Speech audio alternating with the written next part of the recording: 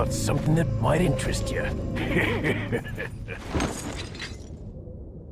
The VR edition of Resident Evil 4 is coming out soon.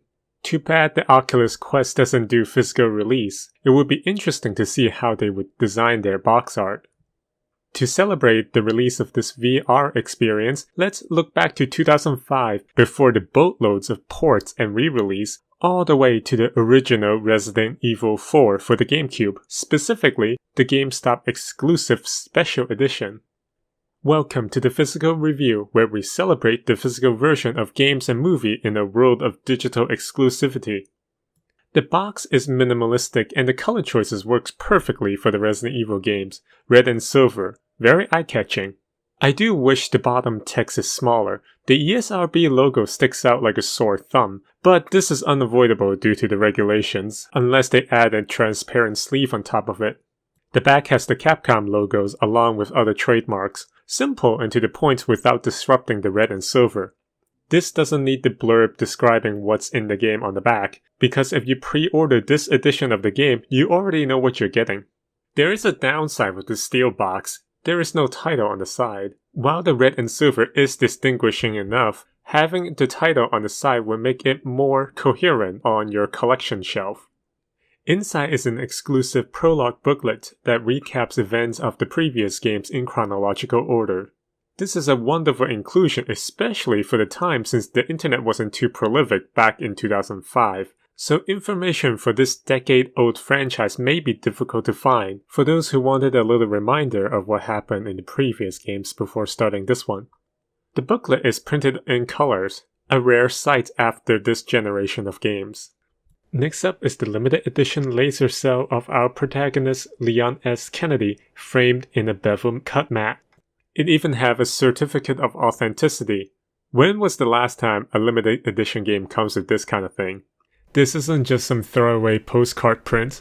They were genuinely proud of the quality. They proudly declare which company printed these and the great care that they took in production and what materials were used.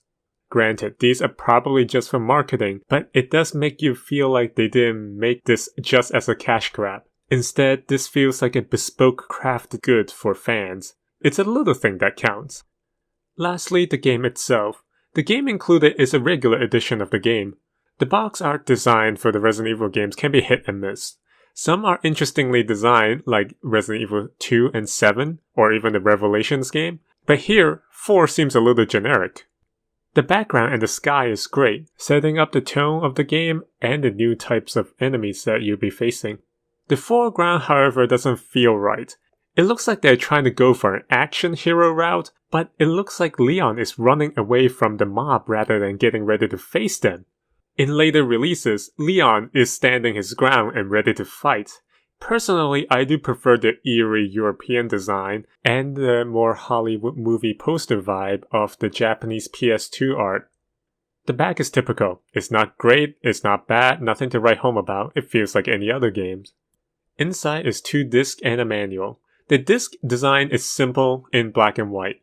Inverting the colors between the 2 discs is a clever design choice to help easily distinguish between the 2 discs. Too many multi-disc games has the disc design that are too similar from one another. The manual is in full colors. This is from a time when fully color manuals started to disappear.